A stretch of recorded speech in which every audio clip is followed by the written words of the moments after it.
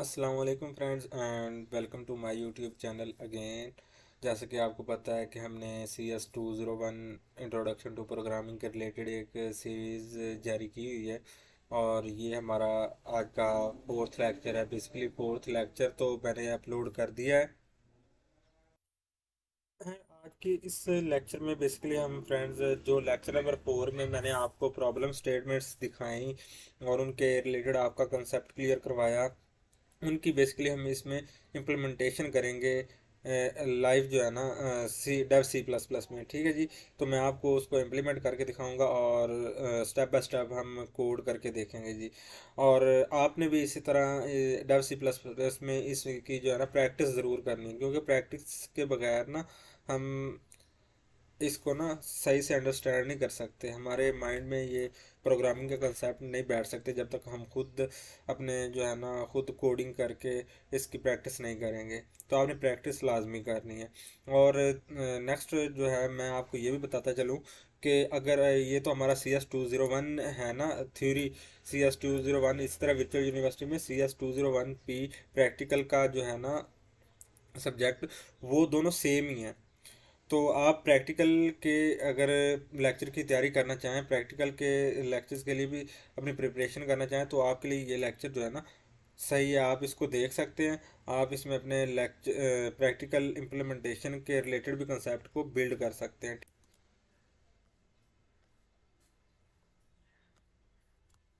अच्छा जी, तो नेक्स्ट हमारे पास ये तो अब टोटल एवरेज एज फाइंड कर लिया हमने, जो वेरिएबल डिफाइन करना था डिफाइन कर दिया।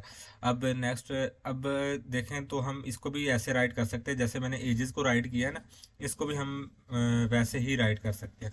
तो मैं इसको यहाँ से कट कर लेता हूँ और इसको मैं डेल कर देता हूँ और यहाँ पर मैं कॉमा लगा के यहाँ पर पेस्ट कर देता हूँ। तो हमारे पास दो वेरिएबल तो हो गए, जिसमें हमने एक तो टोटल एज में हमने उसकी टोटल एज जो है ना कैलकुलेट करनी है, फिर उसकी एवरेज एज जो फाइंड करनी है वो एवरेज एज में हम उसको डिफाइन करेंगे।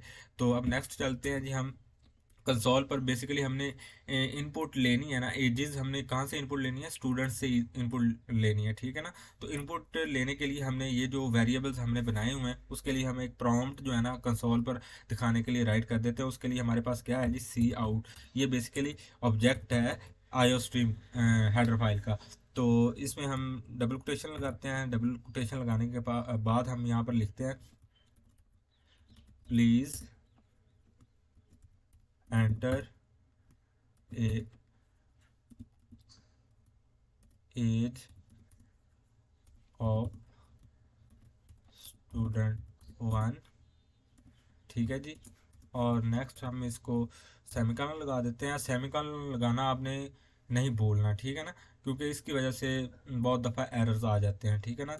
और यहाँ पर नेक्स्ट हमने क्या करना है जी, यहाँ पर सी इन करना है जी, क्योंकि हमने इनपुट लेनी है। सी इन करके ये जो हमने एक्सट्रैक्शन ऑपरेटर लगाया और उसके बाद हमने एज 1। ठीक है जी, सेमी कॉलन। तो इसको हम बेसिकली अभी ही रन करके देख लेते हैं कि हमारा ये रन हो रहा है या नहीं। इसको पहले तो हमने सेव कराना है जी। हमारी प्रॉब्लम स्टेटमेंट क्लास कौन सी है, 4। तो उसके नेम से मैं इसे सेव करवा देता हूँ। देखें जी, सेव करवा दिया। अब देखें जी, यहाँ पर please enter age of student 1। तो यहाँ पर एंटर करते हैं तो हमारा प्रोग्राम जो है ना टर्मिनेट हो जाएगा, क्योंकि अभी नेक्स्ट हमने कोई कोड नहीं राइट किया। अब इसी तरह मैं इसको कॉपी करता हूँ और यहाँ पर पेस्ट कर देता हूँ। हमने क्योंकि 10 स्टूडेंट्स की एजेस लेनी है, तो यहाँ पर मैं पेस्ट करता जाता हूँ।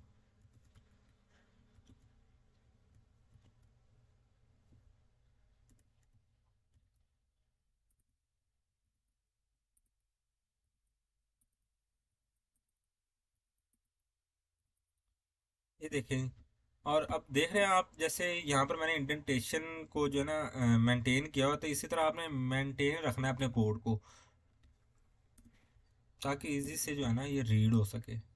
यहाँ पर हम 2 कर देते हैं, बेसिकली 1 2, और फिर यहाँ पर वेरिएबल नंबर 3, यहाँ पर भी 3।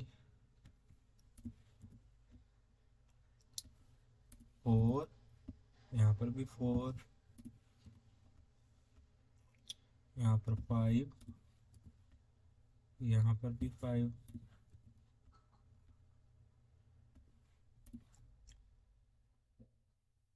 6, और यहाँ पर भी 6।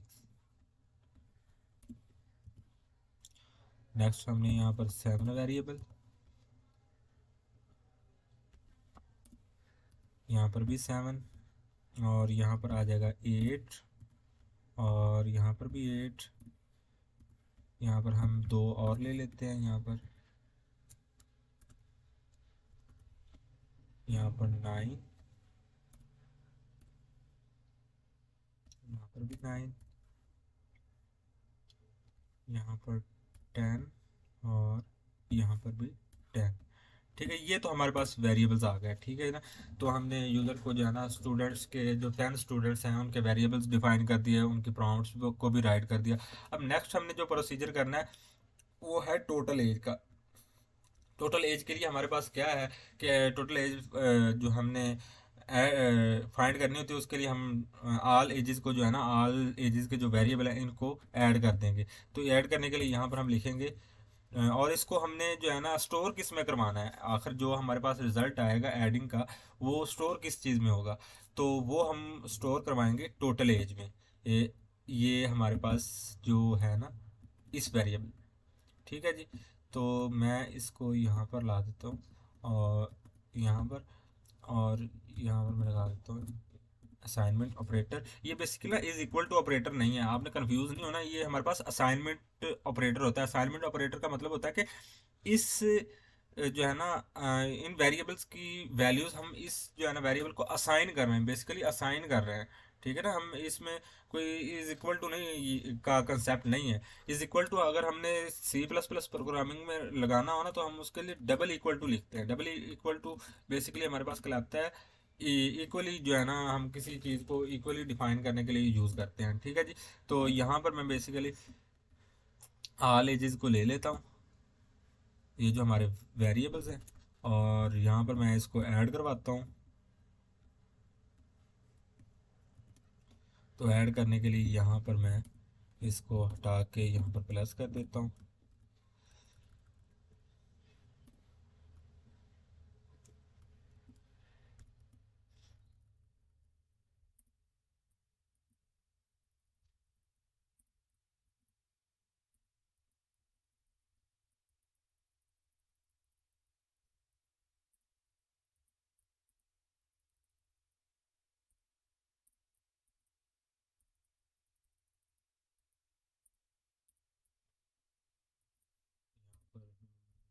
पर ये ऐड करेंगे इसको,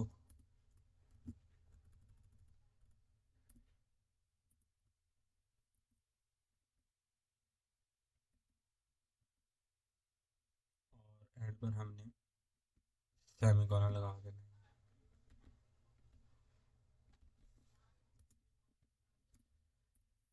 ठीक हो गया जी। नेक्स्ट हमने इसकी जो है ना एवरेज एज जो है कैलकुलेट करनी है। लेकिन ना एवरेज एज कैलकुलेट करने से पहले ना मैं चाहूँगा कि हम यहाँ पर ना इसकी टोटल एज जो है ना वो भी यहाँ पर शो करके देखें, ठीक है जी। तो यहाँ पर मैं लिख देता हूँ सी आउट टोटल एज,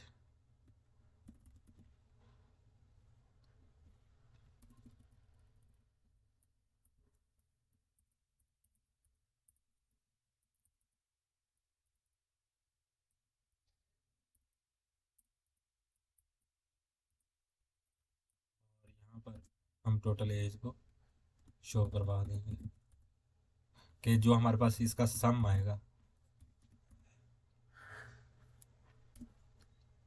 यहाँ हम लिख देते हैं सम ऑफ एजेस, ठीक है जी। और यहाँ पर मैं सेमीकोलन से ऐड कर देता हूँ, और यहाँ पर एंडल लगा देता हूँ।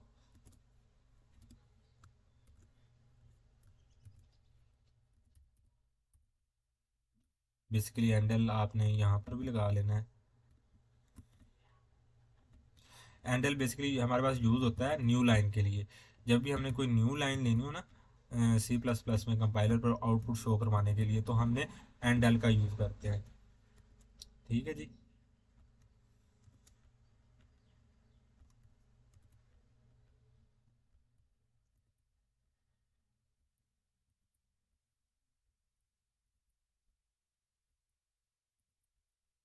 हो गया जी। ये हमारे पास से ज़्यादा आ गया तो इसको हम डेल कर देते हैं। ठीक हो गया जी। इसको हम सेव करते हैं, और एंड पर हम अगर कोई रिटर्न वैल्यू नहीं ले रहे तो हम लिखेंगे रिटर्न 0। ठीक हो गया जी।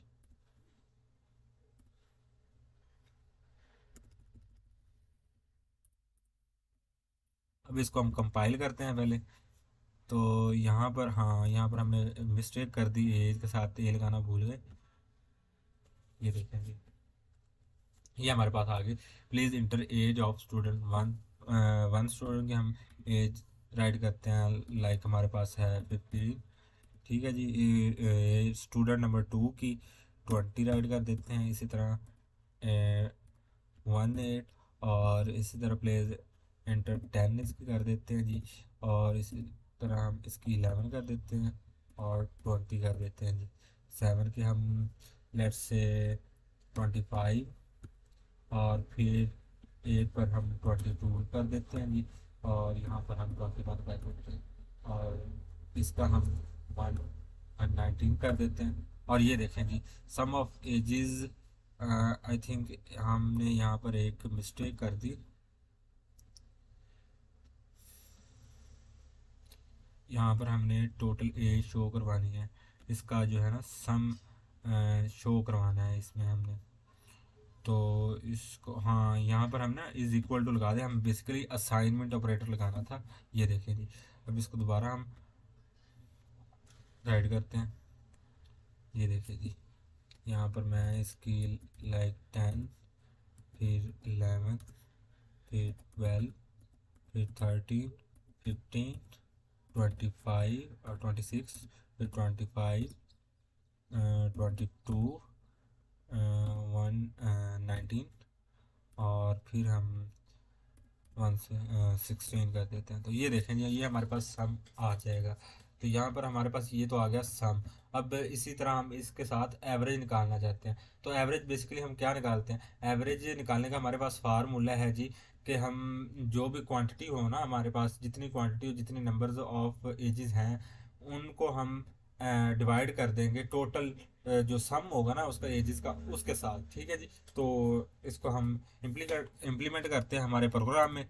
तो इसको इम्प्लीमेंट करने के लिए हम बेसिकली क्या करेंगे जी, हमने यहाँ पर बेसिकली जो है ना एक एवरेज एज में हम उसको जो है ना स्टोर करवाना है। तो हम पहले इस वेरिएबल को यहाँ से कॉपी करते हैं जी। कॉपी करने के बाद यहाँ पर हम पेस्ट कर देते हैं, और इसको वैल्यू असाइन करेंगे। जो हम टोटल एज को डिवाइड करने के बाद, 10 के साथ डिवाइड करने के बाद जो रिजल्ट आएगा ना, उसको हम एवरेज एज में स्टोर करवाएंगे, फिर हम इसको कंसोल पर प्रिंट करवाएंगे। तो उसके लिए हम यहाँ पर असाइनमेंट ऑपरेटर के बाद हमने जी यहाँ पर टोटल एज हमारे पास जो होगी वो आएगी। ये आ गई टोटल एज, और डिवाइड कर देंगे हम इसको किसके साथ, 10 के साथ, सेमी कॉलन। और यहाँ पर हम नेक्स्ट जो है ना इसकी एवरेज एज को प्रिंट करवाएंगे, और सॉरी यहाँ पर 100 हो गया, यहाँ 10। और यहाँ पर फिर मैं सी आउट राइट करता हूँ। सी आउट राइट करने के बाद इंसर्शन ऑपरेटर, और यहाँ पर मैं दी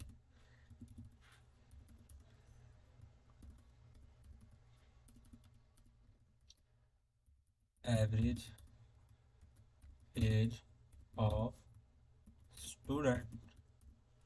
तो यहाँ पर बेसिकली मैं इसको शो करवा देता हूँ, सिलेक्शन ऑपरेटर, और यहाँ पर मैं लिखूँगा एवरेज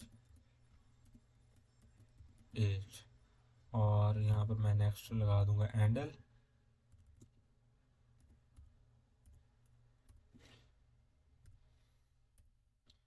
अब हम इस प्रोग्राम को रन करते हैं जी, सॉरी, पहले कंपाइल और फिर रन करते हैं जी।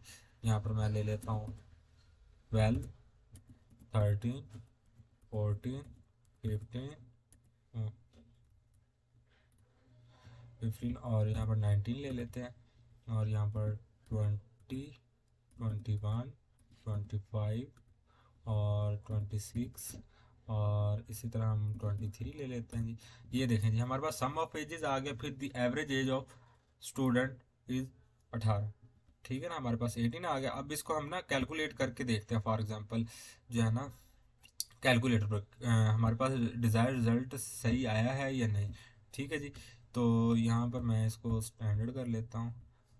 तो अब हमारे पास टोटल सम ऑफ एज कितना आया है, 180, 188। तो इसको हम डिवाइड करते हैं 10 के साथ, तो हमारे पास डिज़ायर रिजल्ट क्या आएगा, 18। ठीक है ना, तो ये हमारे पास जो पॉइंट आ रहा है ना, पॉइंट बेसिकली हमारे पास, क्योंकि हम फ्लोट में वैल्यू नहीं ले रहे। ठीक है ना, तो क्योंकि एज फ्लोट में हो ही नहीं सकती, तो उसने हमारे पास 18 प्रिंट करवा दिया। तो ये था आज का हमारा लेक्चर, जिसमें हमने फर्स्ट एग्जांपल की। अब नेक्स्ट जो है ना एग्जांपल, वो भी हम करके देख लेते हैं जी। इसको मैं यहाँ से डेल कर देता हूँ। अब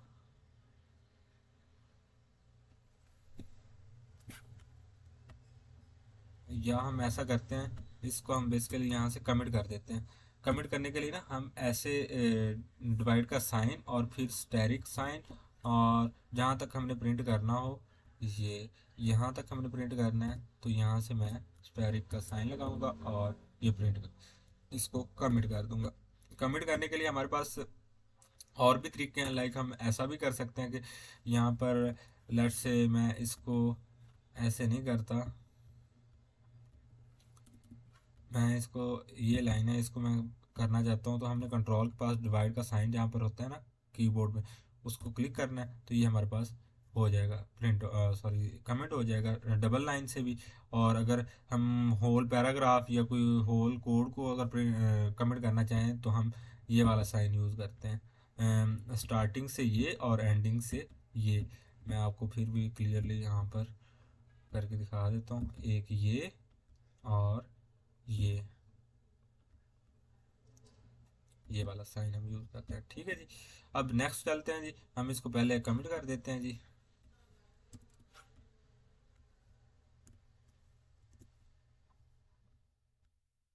कमेंट हो गया। अब नेक्स्ट हमारे पास जो एग्जांपल है, वो है write a program that takes a 4 digit integer from user and shows the digits on the screen separately. कि हमने ना एक इनपुट लेना है 4 डिजिट इंटीजर जो है ना यूज़र से, और फिर उसको हमने कंसोल पर प्रिंट इस तरह से करवाना है कि जो हमारा राइट मोस्ट जो होगा ना वर्ड, उसको पहले प्रिंट करवाना है। फिर नेक्स्ट हमारे पास जो उसका सेकंड लास्ट होगा, फिर इसी तरह जो है ना हमारे पास सेकंड आ जाएगा, फिर वन आ जाएगा। यानी कि ये हमारे पास 7, 5, 3, 1 है ना। अगर फॉर एग्जांपल यूज़र ये इंटर करता है नंबर, तो इसमें हमारे राइट साइड पर क्या है, वन है बेसिकली। तो पहले वन हमारे पास शो हो, फिर 3, फिर 5, फिर 7। तो स्टार्ट करते हैं हम हमारा कोड। बेसिकली हमारा जो स्ट्रक्चर है कोड का, वो यहाँ से हम उठा लेते हैं। ये देखें जी, ये वाला स्ट्रक्चर जो है ना, ये हम हर प्रोग्राम में ही राइट करते हैं। तो मैं इसको यहाँ पर राइट कर लेता हूँ। ठीक है जी, और करली ब्रेसेस लगा देता हूँ। करली ब्रेसेस लगाने के बाद अब हमने स्टार्ट किस तरह से लेना है, कि हमने एक तो नंबर लेना है यूज़र से, कि जो हमारे पास वो इनपुट करेगा नंबर। उसके लिए हम क्या करेंगे, एक इंटीजर ले लेंगे नंबर। ठीक है जी, नंबर, और इसको हम फिर उसके बाद एक और इंटीजर लेंगे डिजिट, जो हमने डिजिट शो करवाना है बेसिकली स्क्रीन पर, स्क्रीन में ना हमारे कंसोल पर जो प्रिंट करवाना है नंबर सेपरेटली, उसके लिए हम डिजिट के नाम का एक वेरिएबल ले लेंगे, इंट डिजिट। और इसके बाद हम नेक्स्ट सबसे पहले तो क्या करेंगे, एक प्रॉम्प्ट शो करवाएंगे यूज़र को, जिससे वो हमें इंटर करेगा अपने इंटीजर। फोर फोर करेक्टर्स का जो है ना हमारे पास, 4 डिजिट का एक इंटीजर हमारे पास इनपुट करेगा। उसके लिए हम लिख देते हैं सी आउट, और यहाँ पर हम डबल कोटेशन और उसमें लिखेंगे जी please enter a 4 digit teacher. ठीक हो गया जी। तो यहाँ पर मैं लगा के तो हैंडल कर देता हूँ यहाँ पर। ठीक है जी। तो बेसिकली यहाँ पर पहले तो यहाँ पर हम करेंगे जी, यहाँ पर हम लगाते हैं हैंडल सेमीकोलन और सी इन करके यहाँ पर हम लेते हैं एक डिजिट जो लेना है हमने बेसिकली किस में स्टोर करवाना है, हमने नंबर में स्टोर करवाना है। तो यहाँ पर लिखेंगे नंबर। ठीक है जी। और सेमी कॉलन, यहाँ से हम एंडल को हटा देते हैं क्योंकि हमें न्यू लाइन यहाँ पर नहीं चाहिए, बेसिकली इसी लाइन पर चाहिए इसका आंसर जो हमने इनपुट लेनी है।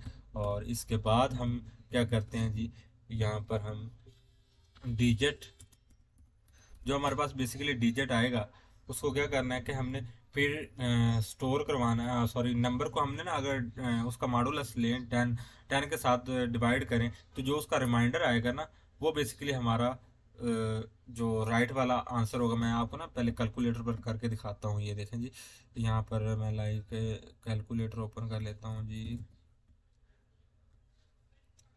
हमारे पास बेसिकली क्या है कि फॉर एग्जांपल हम डिजिट एंटर करते हैं, कोई सा भी हम रैंडमली उठा लेते हैं, 5 4 5 6 एंड 7। ठीक है जी। अब इसको जो है ना हम डिवाइड करते हैं 10 पर। यहाँ से मैं इसको पहले तो सॉरी 4 5 6 7 और इसको मैं डिवाइड करता हूँ 10 पर, तो हमारे पास आंसर क्या आएगा,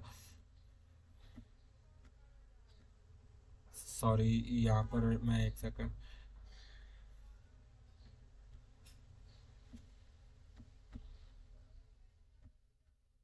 और इसको डिवाइड करेंगे 10 पर।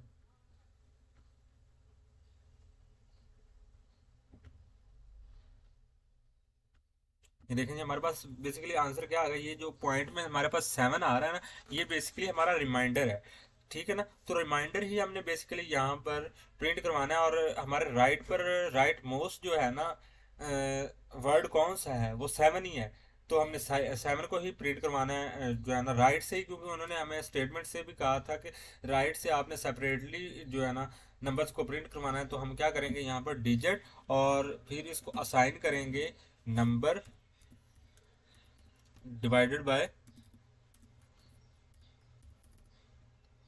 सॉरी मॉडुलस, इसका मॉडुलस लेना है क्योंकि हमने रिमाइंडर जो है ना इसमें स्टोर करवाना है। तो इस रिमाइंडर यहाँ पर मैं 10 10 से जो है ना इसको हम डिवाइड करेंगे और जो रिमाइंडर आएगा वो डिजिट में स्टोर हो जाएगा। ठीक है जी। इसके बाद हम सी आउट करते हैं जी, एक प्रॉम्प्ट यूज़र को शो करवाते हैं जिसमें द डिजिट इज,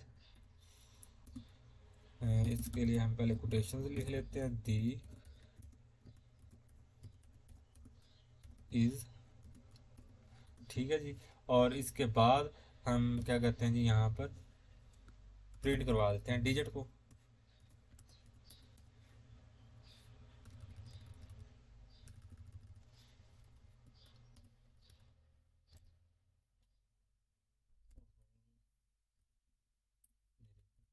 डिजिट को और फिर उसके बाद हम एक जो है ना हैंडल ले लेते हैं न्यू लाइन के लिए बेसिकली।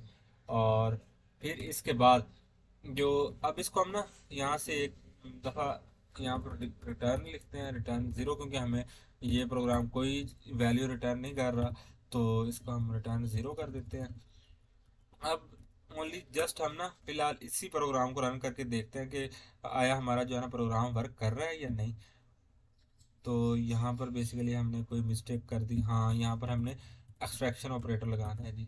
तो ये एक्सट्रैक्शन ऑपरेटर लगा दिया मैंने। Please inter A 4 digit integer, मैं लेट से लिखता हूँ 3 4 5 6। अब इसमें हमारे पास फर्स्ट डिजिट जो है ना सेपरेटली कौन सा शो होना चाहिए, 6। तो अब देखते हैं जी हमारे पास क्या शो होता है जी, द डिजिट इज 6। ठीक है जी। अब हमने इसी तरह नेक्स्ट जो है ना इसको हमने नेक्स्ट फिर हमारे पास जो वैल्यू बच जाएगी, बेसिकली हमारे पास जो वैल्यू बचेगी उसको हमने फिर जो है ना 10 से डिवाइड करना है, इसको हमने डिवाइड करना है फिर 10 से। ठीक है जी। इसके लिए मैं इसको कर देता हूँ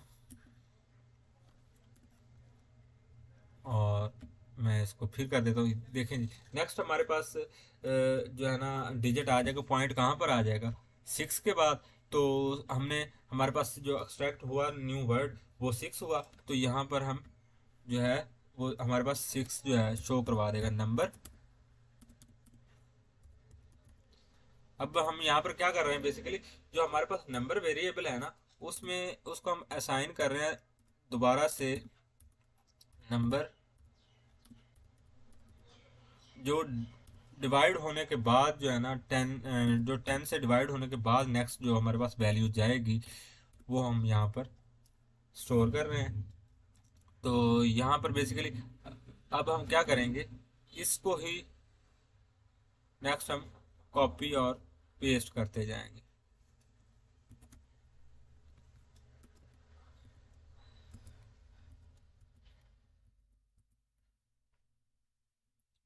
चार मरतबा हो गया, ये एंड वाले को हम डेल कर देते हैं और नीचे रिटर्न 0। अब बेसिकली हम इसको ना रिटर्न करके देखते हैं, और सॉरी रन करके देखते हैं जी कि हमारे पास वही वैल्यू आ रही है नहीं, 3 4 5 6। और ये दे, एक सेकंड, यहाँ ने हमने कोई मिस्टेक कर दी।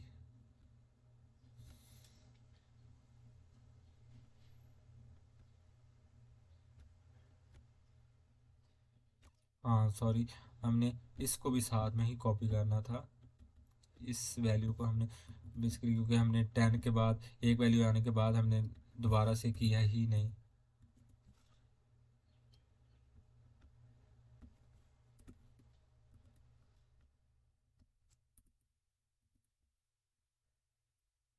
ठीक है जी, अब इसको दोबारा से,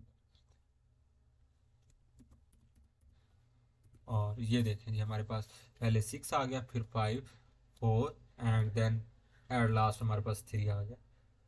ठीक है जी, इस तरह से आप जो है ना एक प्रॉब्लम को जो है ना सॉल्व कर सकते हैं with easy steps. Step by step अगर हम उसकी प्रोग्रामिंग करेंगे ना, तो और स्टेप बाय स्टेप अगर हम उसकी आउटपुट शो करते रहेंगे क्या हमारा रिजल्ट सही आ रहा है या नहीं, तो इस तरह से आप एरर से बच सकते हैं। ठीक है जी, और कुछ ये खासकर आपने जो है सेंटेक्स एरर है ना, जैसे कि मेरे एक तो एरर आए, इनको माइंड में ज़रूर रखना है और ये आपने कभी भूलना नहीं है। ठीक है जी, तो ये था बेसिकली आज का हमारा लेक्चर, जिसमें मैंने आपको प्रॉब्लम स्टेटमेंट्स की प्रैक्टिकल इम्प्लीमेंटेशन दिखाई। और फ्रेंड्स, अगर आपको ये लेक्चर अच्छा लगा हो और आप इसे इजीली अंडरस्टैंड कर रहे हो, तो काइंडली इस वीडियो को लाइक कर दीजिएगा और सब्सक्राइब भी लाजमी कर दीजिएगा, ताकि हर आने वाली न्यू वीडियो का नोटिफिकेशन आपको मिलता रहे। और अगर आपने CS20 में इनकी प्रिपरेशन करनी है, तो आप इन लेक्चर को वॉच करके अपने कॉन्सेप्ट जो है ना वो बिल्ड कर सकते हैं। तो मिलते हैं हम नेक्स्ट वीडियो में, तब तक के लिए अपना ख्याल रखिएगा। अल्लाह हाफिज़।